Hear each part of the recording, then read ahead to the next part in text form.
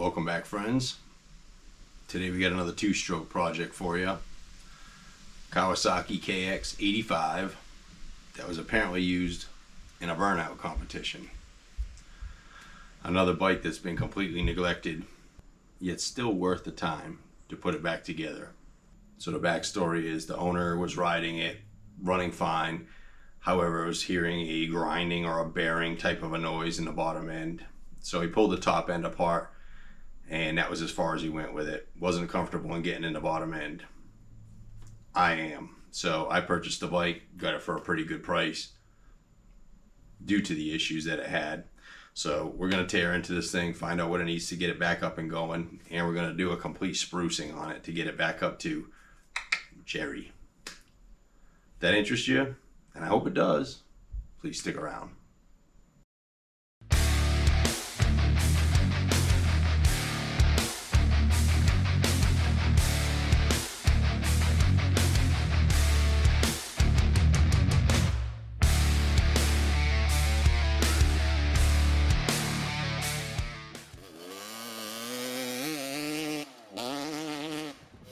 So definitely looks like this thing was street ridden for sure. That's fairly obvious by looking at the front tire and of course the back tire as well. Forks look like they're in pretty good shape. The plastic has seen much better days, and we will go ahead and replace those. Somebody's replaced the lever and remove the grip, because you can actually get more grip with this knurl. You can hold on pretty tight there, so that works out nice.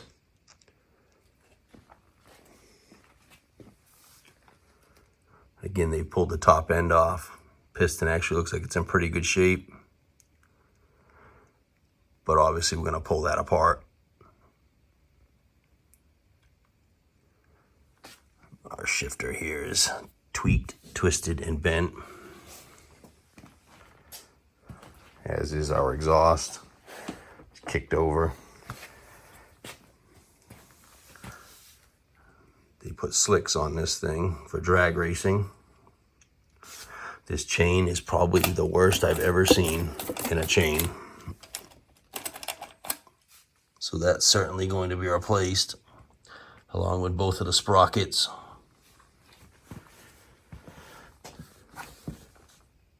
The brakes look pretty new.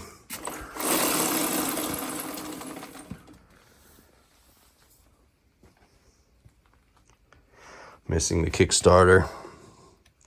We'll have to order that.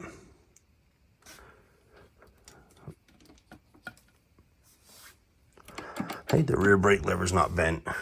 Sweet.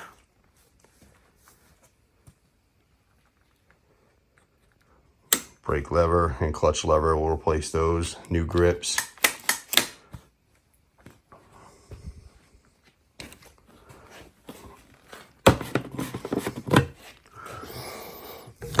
Fuel smells good. Must have just been recent.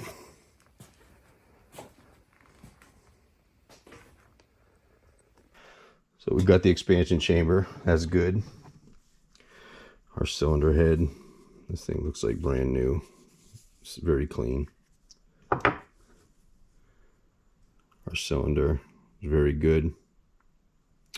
Now, of course, like what we normally do is we'll measure this stuff up, be 100% sure that it's all still within spec, and if it is, we will go ahead and throw a light hone on it. And if the piston's good as well, we'll just re-ring it. If the piston is damaged, we'll go ahead and do a piston kit on it.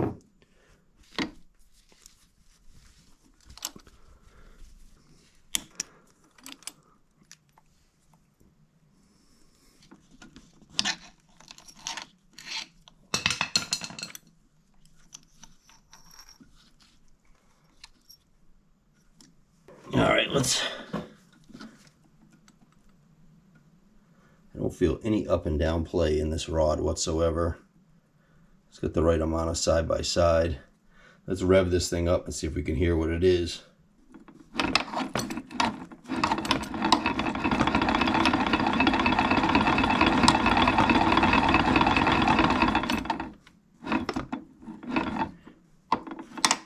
Well, it sure sounds like it's a main bearing issue potentially, or a gear issue of some sort. We all know what that means. We got to get this motor out and get these cases separated.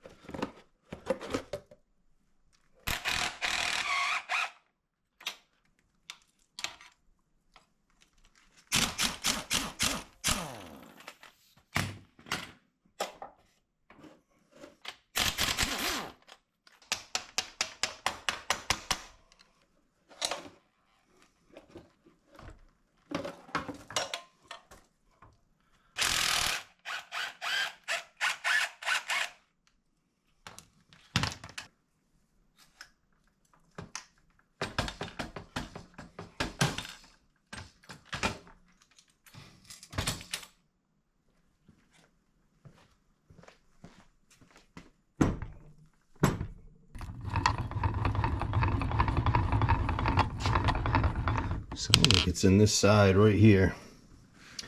So obviously first thing we'll do is get this side cover off, see if we can see what's going on, if there's an issue with a gear or something in the drive in here. Of course I didn't bother to drain the oil, so we'll go ahead and do that now.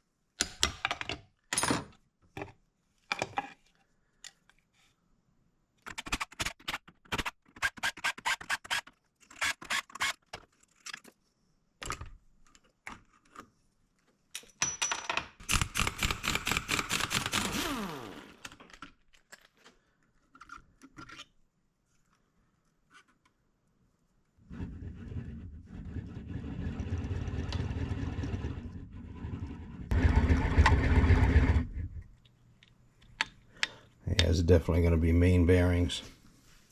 All right, let's get these cases split.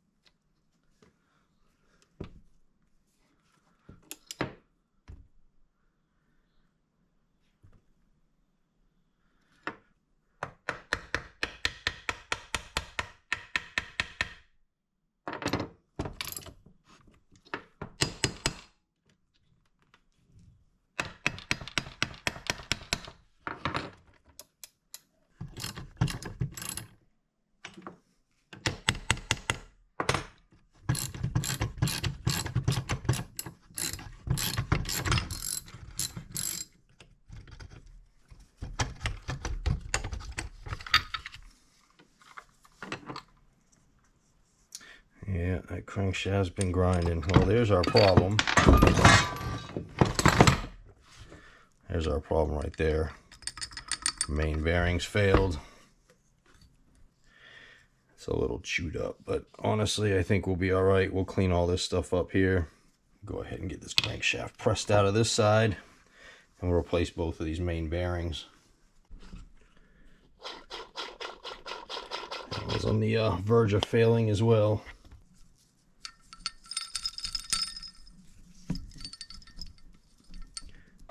Struggling to get this inner race off. This thing, I don't know if it welded itself to it or what, but been working on it.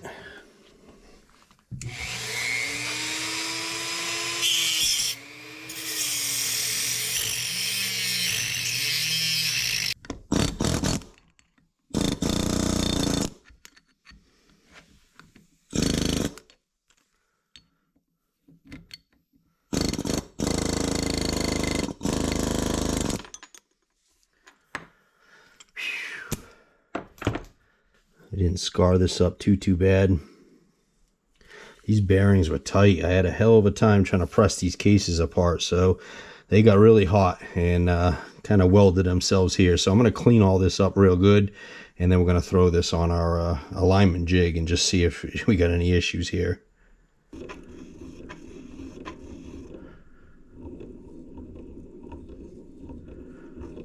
She looks good. There's a little bit of a burr on the end of the shaft.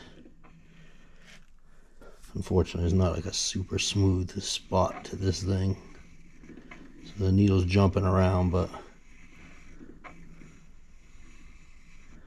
well, we're within 1/100th of a millimeter, so this crankshaft is fine. So it turns out we got a main bearing failure. Not a big end failure on the crankshaft. There is a little bit of damage, scraping to the cases, not going to make a difference. I'm going to clean that up real good. I'm going to get new bearings, new seal kit for the entire engine, new gasket set. We're going to go ahead and re-ring this, throw a light hone in the cylinder, and get this thing freshened up. And then we're going to do some cosmetic work as well, get a couple of new tires for it, some levers, you know, the works, just make it look good, get some new graphics for our plastics. So let me go ahead and get this stuff ordered. I'll meet you back here when we get everything and we can start reassembling this little bike. All right, so at this point here, we got all our parts. First thing I'm going to do is get all new seals in this crankcase.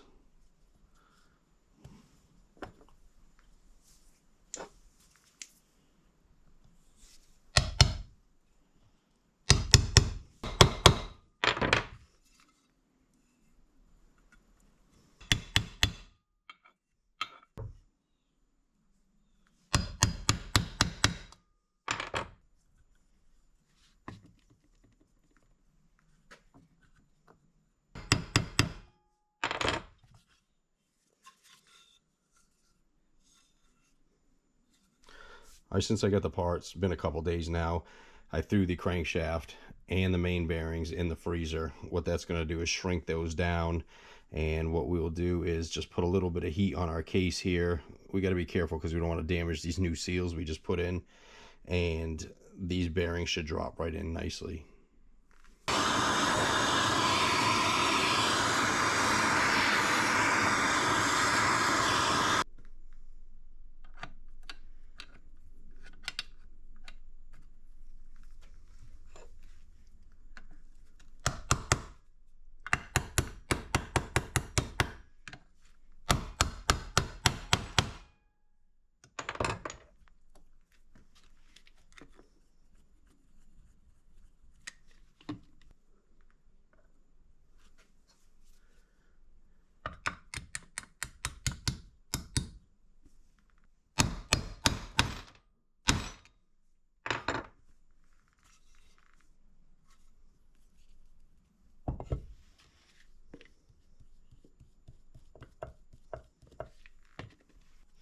All right, at this point here, I'll go ahead and get the transmission put back in.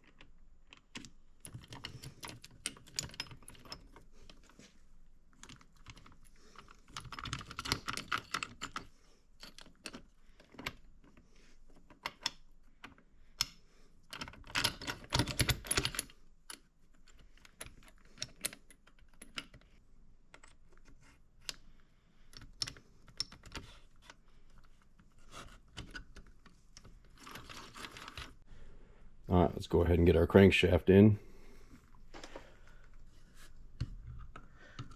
This side here should slide right in.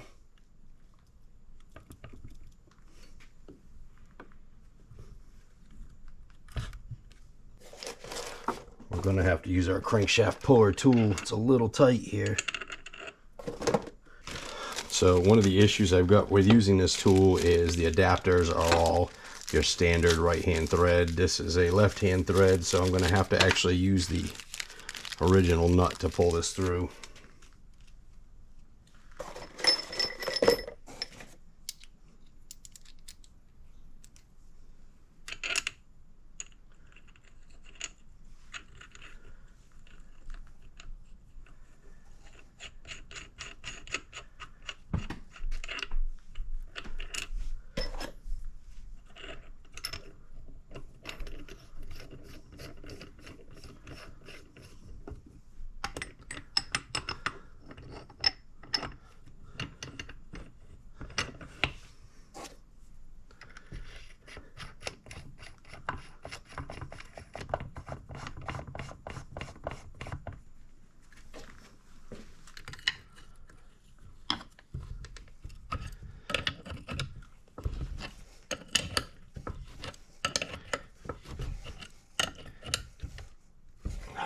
Bottomed it out.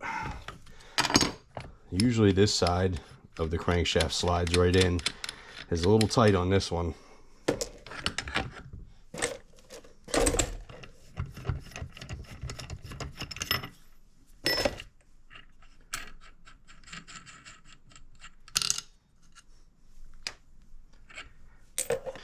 Don't forget to put your vent tube back in. Very easy to forget this thing. Also, don't forget your dowels.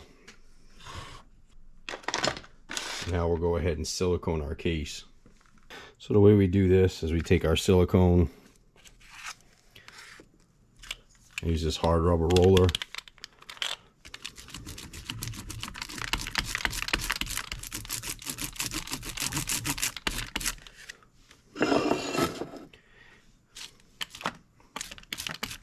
And what we can do is put a nice light coating.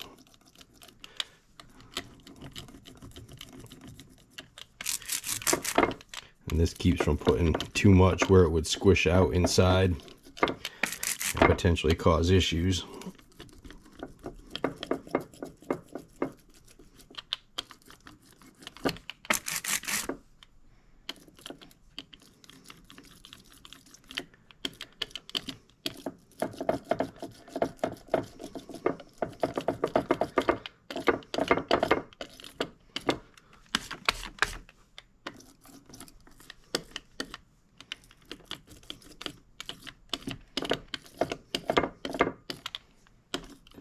At this point here, we can join the two case halves. Just get a little bit of oil on everything so it slides together nice.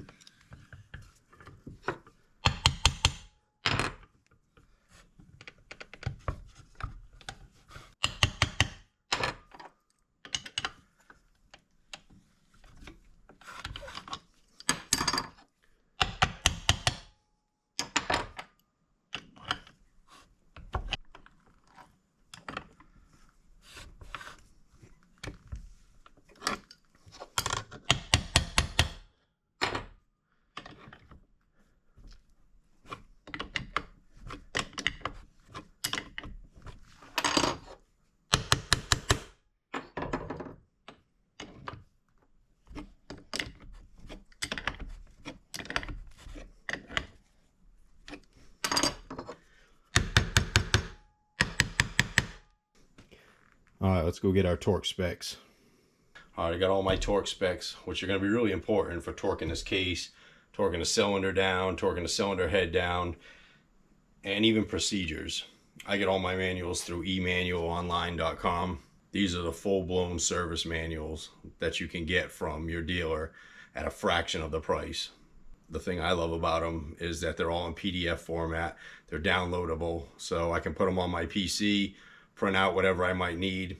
Also, I can download them to the files on my phone, and I'll have them with me anytime where I go. Once you purchase them, you own them, and all the information is right there that you need.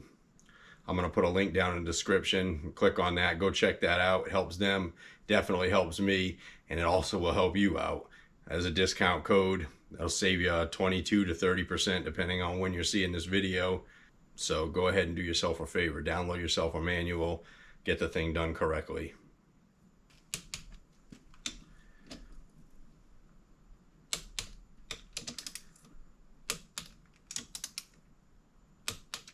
Alright, now that I got everything torqued down,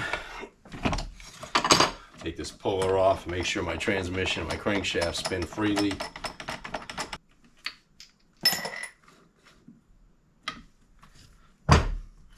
Transmission's nice and free,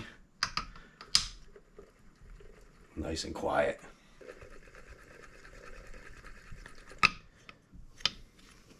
Alright, let's continue getting this bottom end together.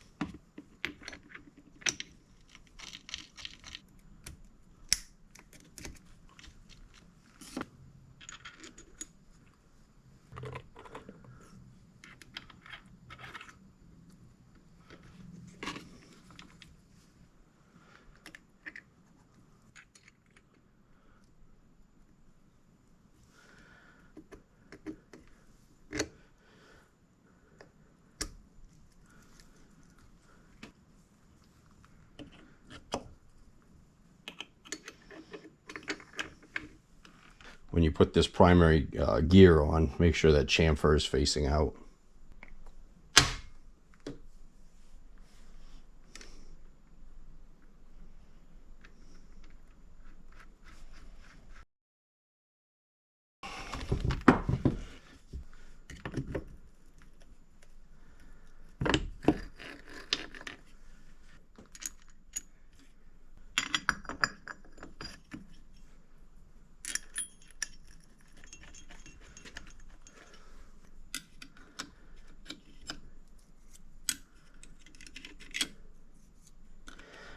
Plates do have a little discoloring to them, so they may have issues. We may need to replace them, but it's easy enough to replace them after the fact.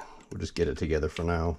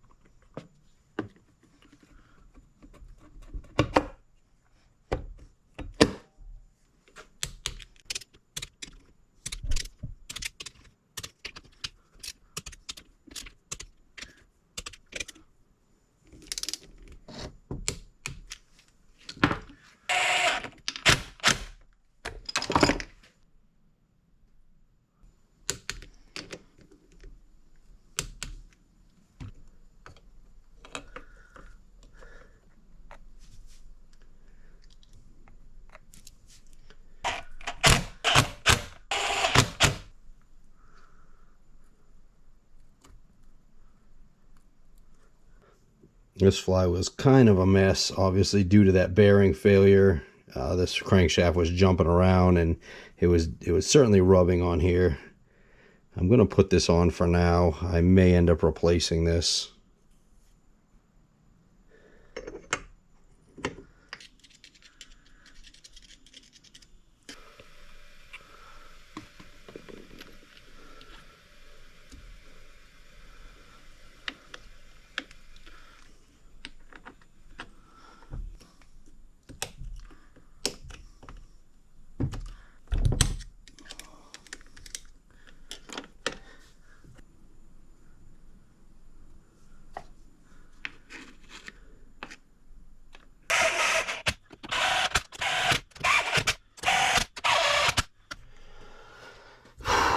Alright, so doing a thorough inspection on this cylinder. Like I said, it's in really good condition, but one thing I'm noticing, obviously, is this exhaust port here is broken, and I didn't know if I broke it or what the heck happened here. So I went back and looked at some of the pictures in an earlier video, and sure enough, it was like this when I got it.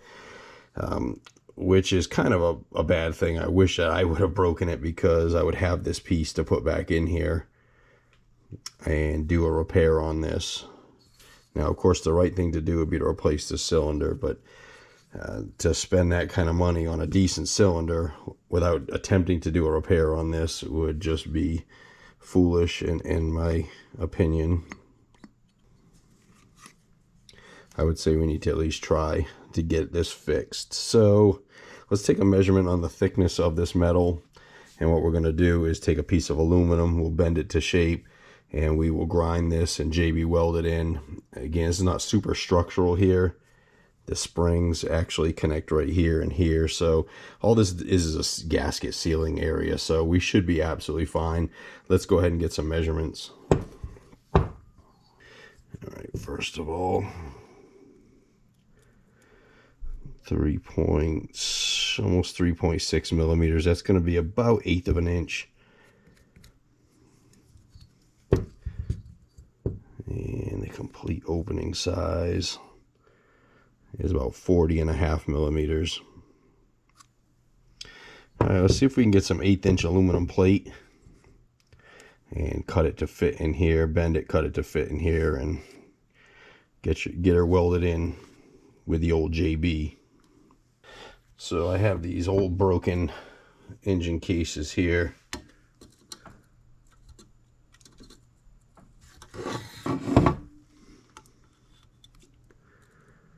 It's about 3.3 millimeter. It's a little small, but shouldn't be a big deal. All we need to do is match the inside. Now this stuff here is cast, so it's not super malleable, but I'm going to give this a shot first. If not, we'll just get some aluminum bar. But I'm going to take a chunk out of here. We'll get some heat on it. And I'm going to go ahead and, this pipe's a little large, but I'll go ahead and bend it around this pipe to get a form. And then we'll figure out tracing this out.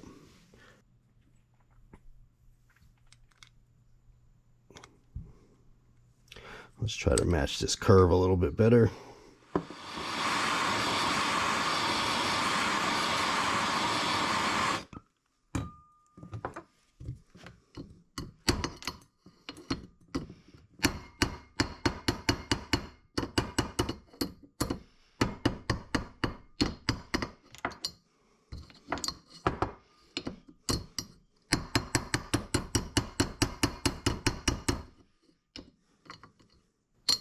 All right, let's take a look at this.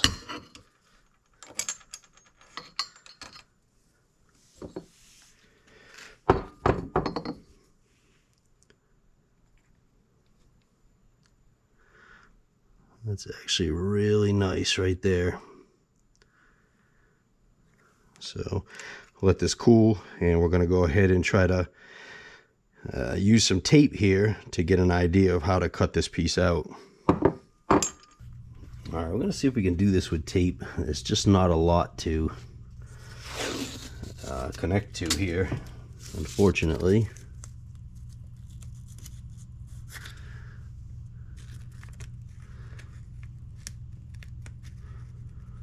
Not really too worried about the shape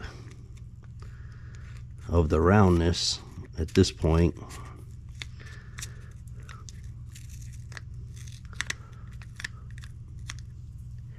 All I really want to do is get that inside piece there.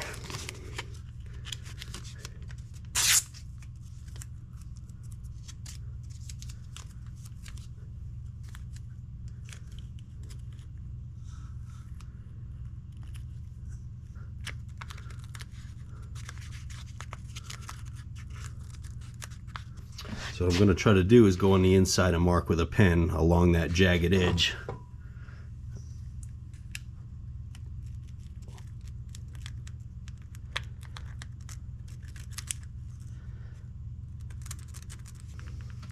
Let's see if we can see what we got here.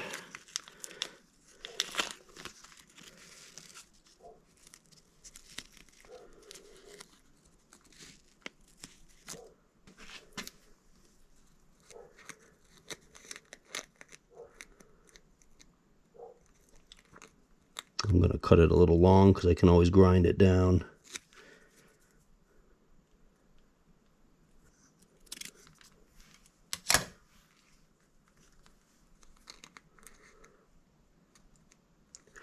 There's a basic starting shape.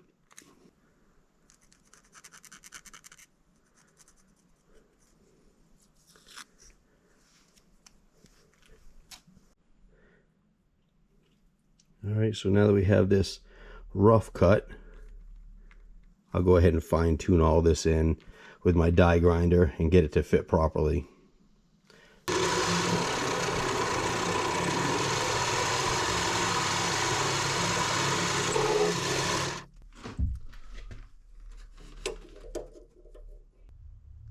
I want to try to get this sleeve down to about 40.5 millimeters so we can slide this into the cylinder exhaust port, just so that it will hold that piece from falling in while we glue it back together.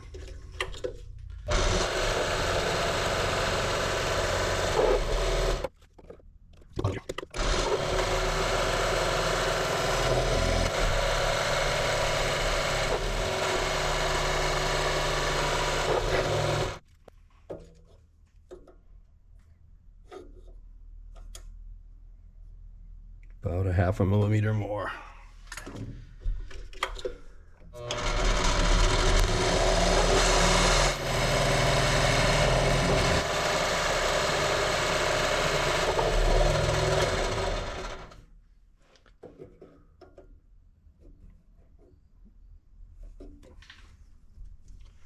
Remember, this thing's really hot right now too, so we'll get a false measurement. I'm gonna take one more light cut, cool it off, take a proper measurement, and see where we're at.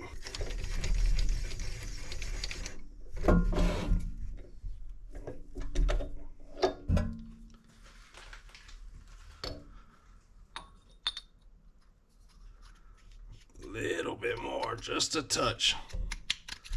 Actually,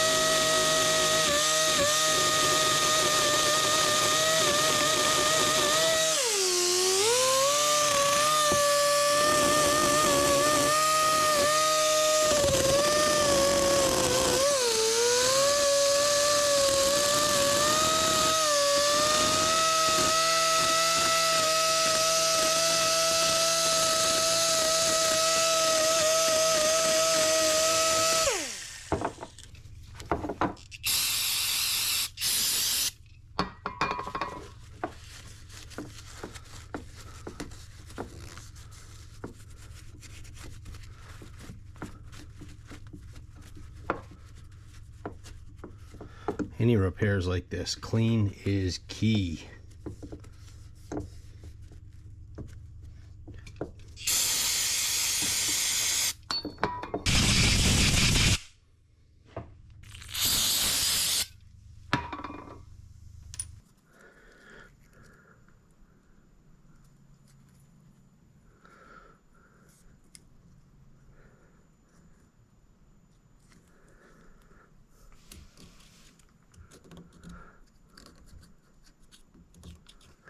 Put a little masking tape on the land here so don't get any JB weld on that. So I don't want to JB weld my plug in there as well. So what I'm going to do is put a light amount of grease on here to keep the JB weld from sticking. We're not too worried about getting any grease on the bottom of this right now. What we want to do is just get this piece stuck on the top. Once it is, we'll clean this again real well, and then we can go in and JB weld the inside.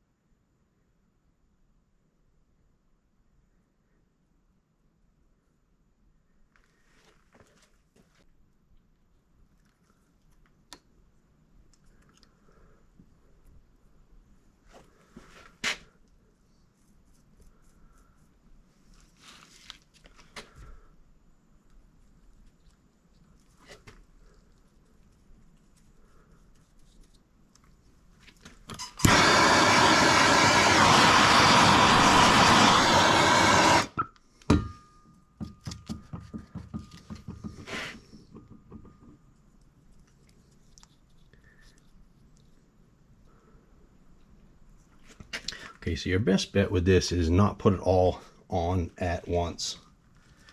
We'll put some on here, let this cure, grind it off, and then put another coat on it.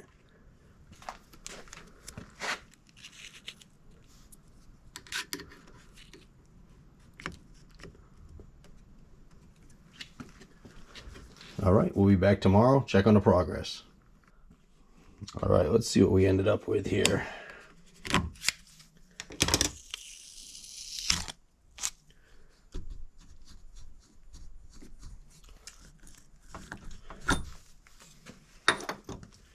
Already feels like a pretty solid repair. I had to fight that out.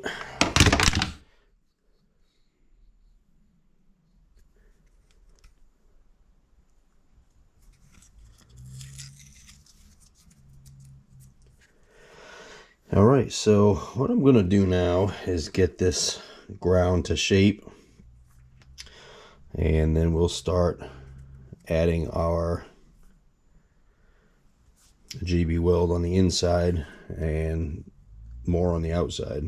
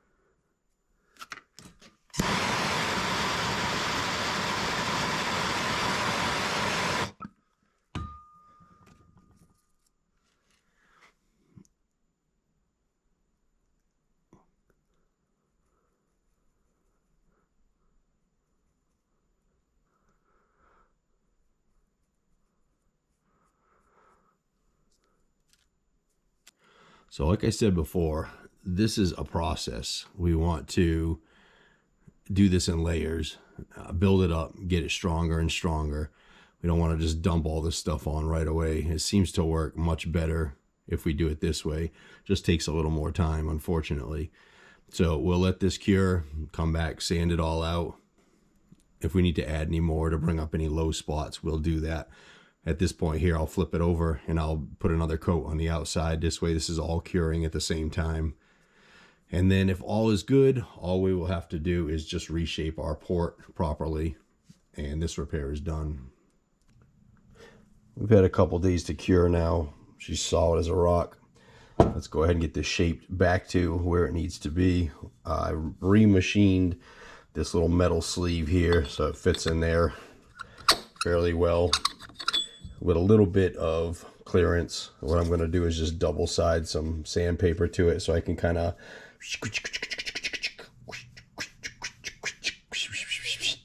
get it straightened out.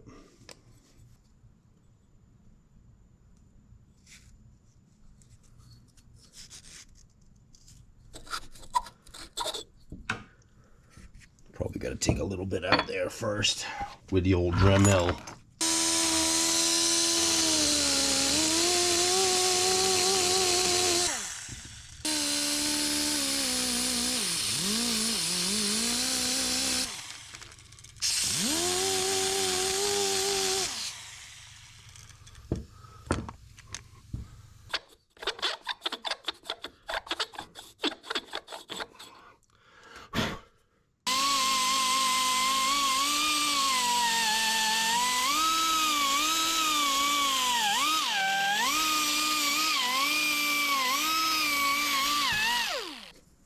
Now, I don't have any plans on taking any of this off on the outside. I want to keep that on there for strength. I just want to make the inside smooth enough so that we don't have any major exhaust leaks. I may recoat this one more time and give it a light sanding. Let's see how it fits with the pipe right now.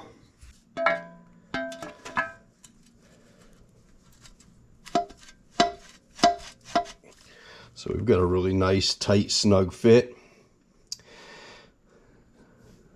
which means I can go ahead and take a little bit more off on the inside to smooth this out to make sure that these O-rings seal, but I think we got a good repair here as well.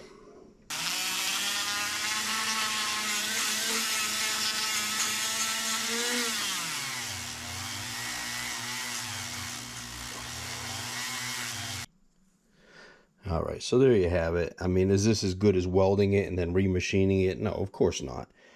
A lot of people don't have access to that type of equipment and to do that. So this is super smooth now. The exhaust fits in there perfectly, and we will not have any issues with this in the future. This will be just fine. Cylinder looks good. We're going to get a light hone on this and start getting our top end together. So at this point here, what we're looking to do is just lightly scuff our Nickel coating, put some cross hatching, which is light scratches in the coating. We need to bring that back. What that does is it holds oil, which helps with your compression and also helps lubricate the cylinder walls. When these things get super glossy, they don't want to hold oil, and there's a chance of damage to the cylinders. Whenever you re-ring something, if the cylinder's in spec, go ahead and do a light hone on it. This is a 320 grit dingle ball hone, as they call it. And we're just going to put our crosshatch, which is a 45 to 60 degree crosshatch, back on the cylinders. We're going to use some 2-cycle oil just to help lubricate.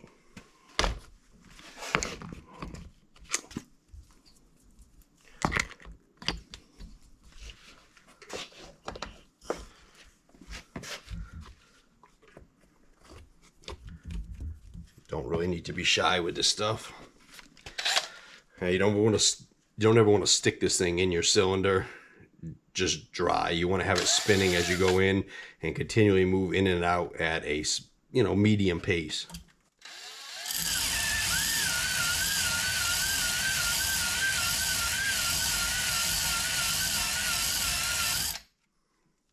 All right, so hopefully you can see those scratches we put on the cylinder wall. That's absolutely perfect. It looks great. And what we'll do is take this thing over to the parts washer, wash it down real good, get any kind of grit or anything that might be in there out, and then we can go ahead and reinstall this top end.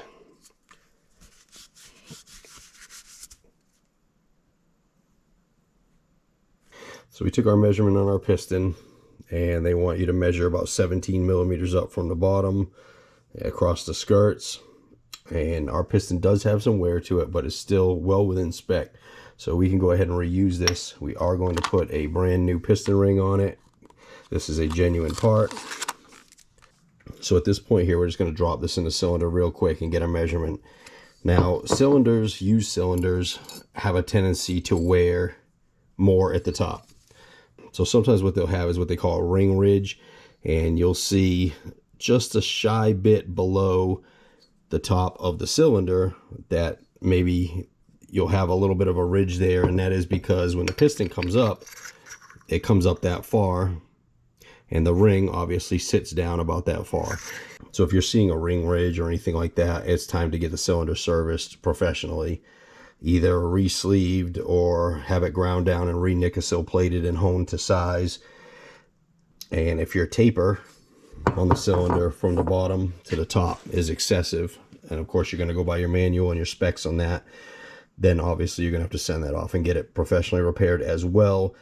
We're all in spec for all of this stuff. However, the bottom is always going to be a little bit tighter. So we're going to do our ring gap measurement at the bottom. We're going to use our piston to square it up.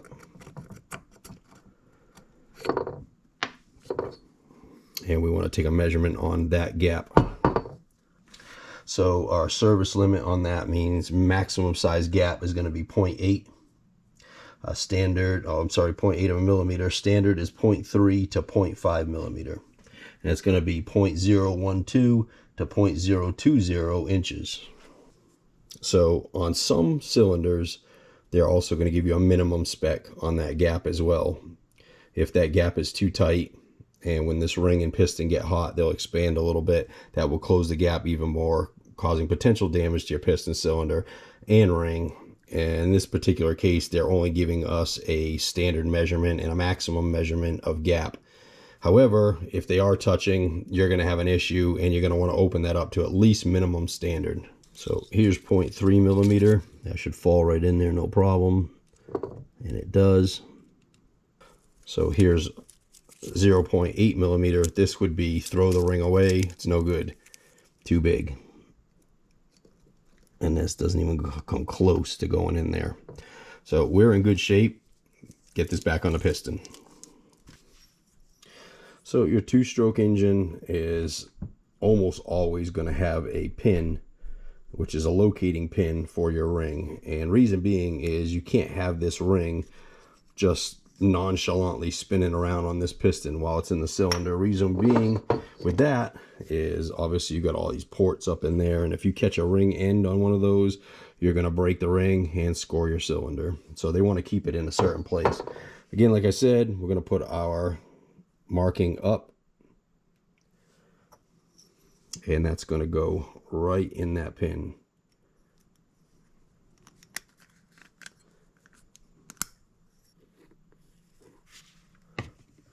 Put a little bit of 2-cycle oil on that.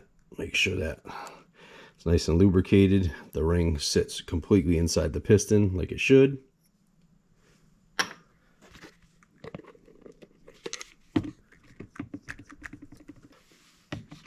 We'll put our new upper.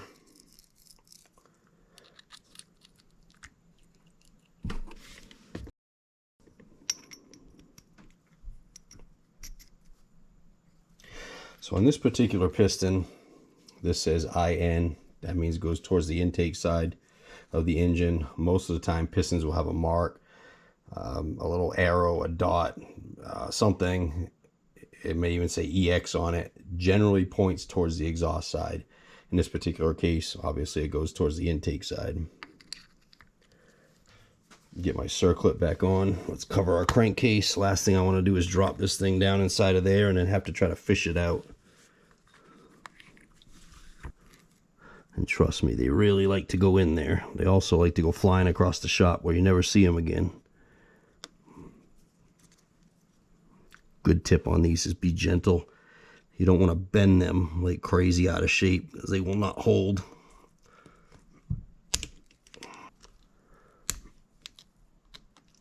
And then you want to make sure it's sitting in that groove. All right, now I'm going to go ahead and get my kips, my power valve actuator. And these are pretty simple to install. You want to loosen up your lock bolt and pull your boot up, and on the shaft you see there's a little dot right there. Well, right there on the case is a line. Those just need to line up. That's it.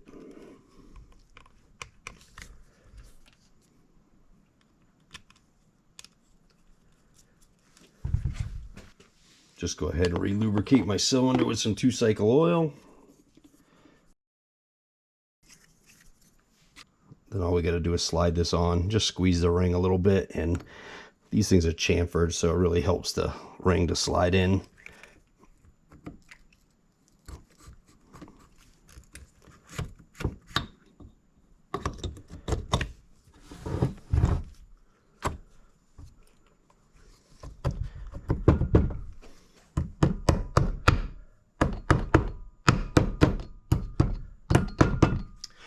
The alignment dials sometimes can give you a little trouble going in. A couple light taps with a rubber part of your hammer is not frowned upon.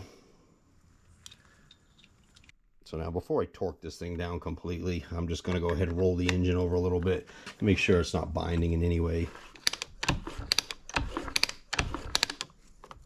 Perfect. Go ahead and get these torqued down.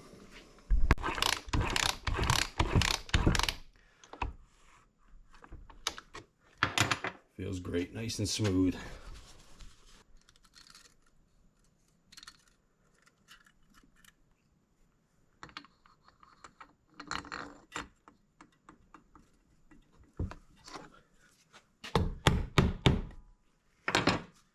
Make sure you torque these in a cross or star pattern so you don't warp anything.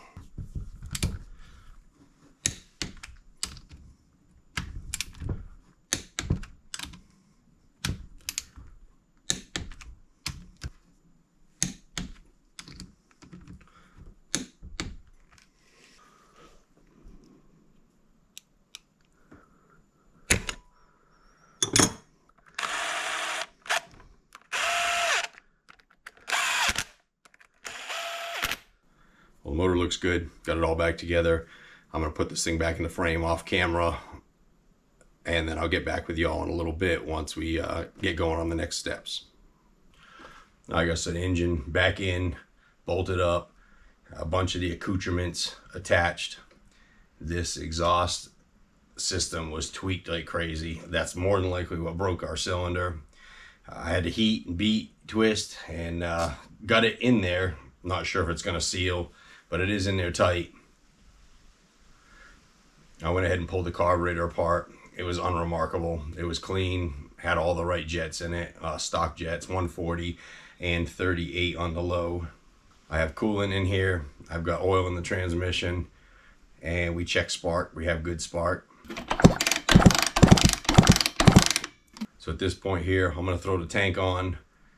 Mix myself some non-ethanol at 32:1 with a good quality 2-cycle oil, and let's see if we can kick this thing off and get it to start. If it does, then we'll continue on our journey.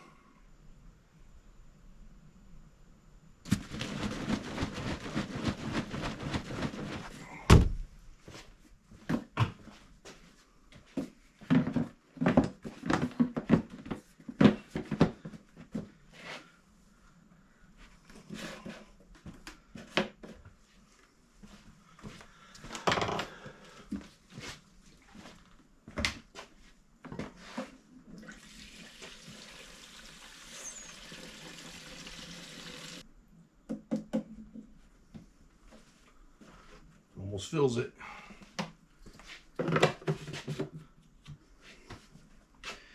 All right, fuel on. Hoping for no leaks.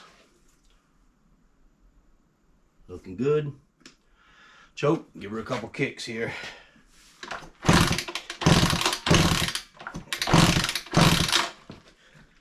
No. Let's go ahead and put the spark plug in and then give it a couple kicks. Chances of this working better are much higher. Little tiny thing.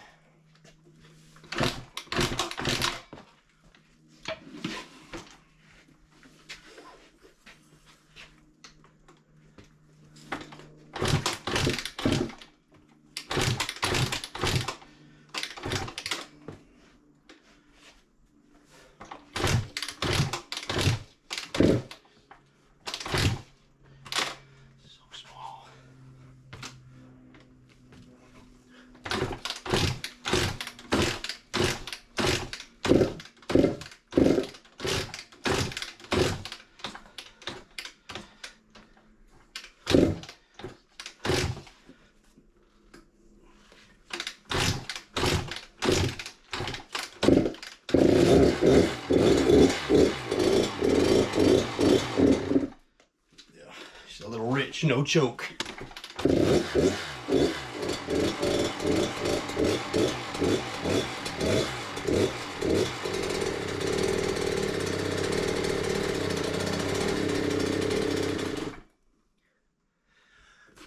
Okay, it runs. So it's running rich. So somebody might have been messing around with something over here and it won't idle. So I gotta turn the idle up a little bit, but it does start. I'm good with that. I'm gonna go ahead and start doing or continue doing the rest of the goodness.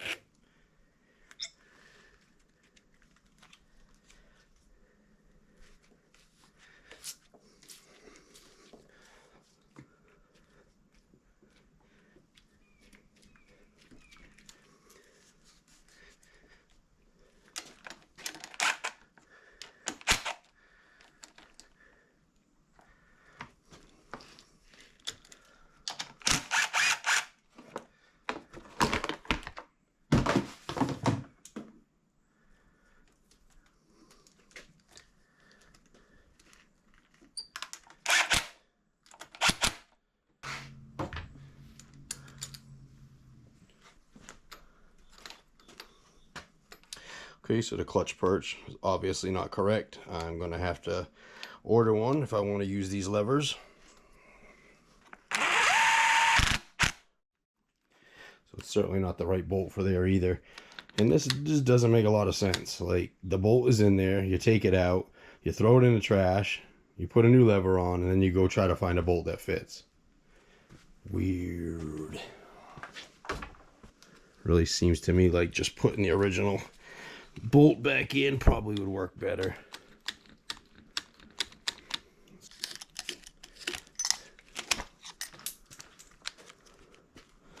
Wow, that is junk. So as new as this bike is, it's unbelievable that how much hacked stuff is done to it already.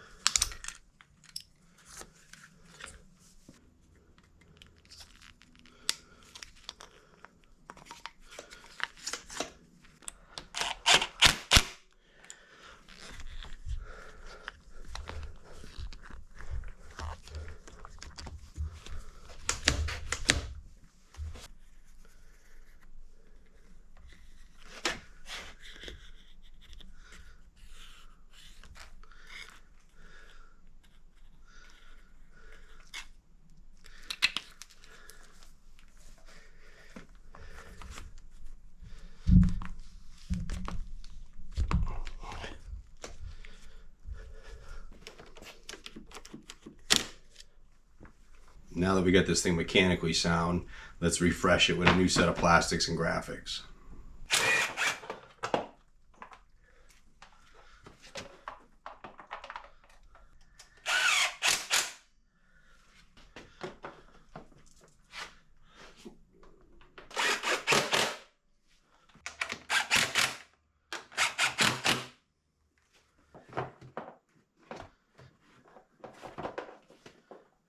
All right, gave it a quick wash. Now it's time to put some new shroud graphics on this thing. All we're gonna need is a spray bottle with some soapy water and a heat gun. You can use a hair dryer if that's what you got.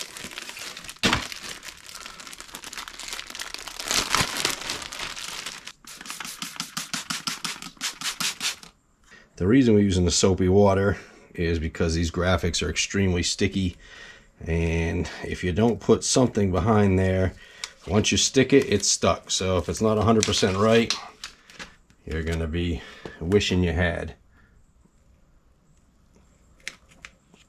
Now by using a little soapy water, we can kind of move these around, maneuver them a little bit. Probably shouldn't have put the seat on yet. It's okay.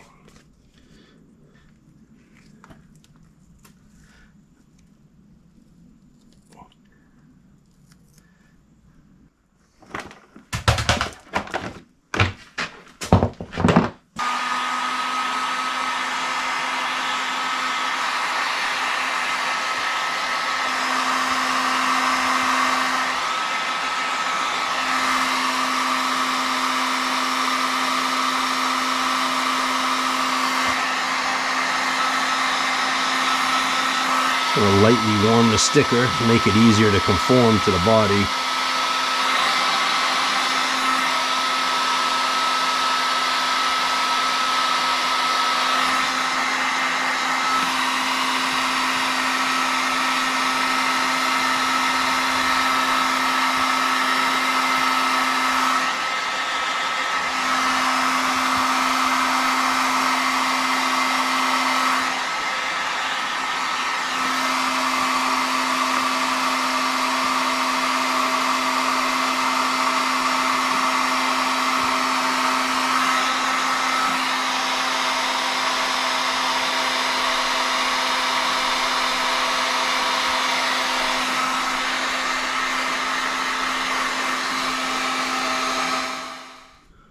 And we'll just slowly smooth it, get the water and soap out of there and the air bubbles.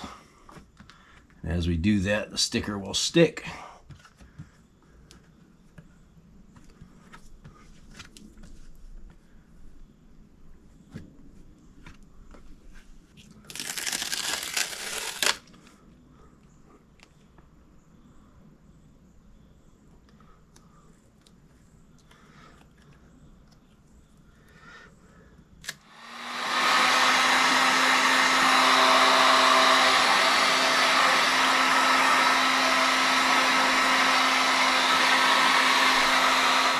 So that's basically it. We got this decal on. We're gonna let it dry up, and then we'll come back and double check if there's any parts that are lifting.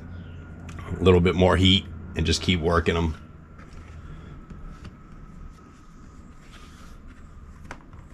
And we'll go over and do the other side. Well, that's gonna do it for this little project. This thing came out stellar, looks like brand new. I still got a foot peg on order, and I got a shifter on order. And I'm going to go ahead and replace this number plate. Thought it came with the plastics kit. Alas, it did not. Thanks for hanging in with me through this long video. If you haven't already, go ahead and hit that subscription button. Doesn't cost you anything, but it helps me tremendously. If you like the content you see, give me a thumbs up. Throw a comment down there. Good, bad, indifferent, doesn't matter. I enjoy all of them. Thanks again for watching, and we'll see you on the next one.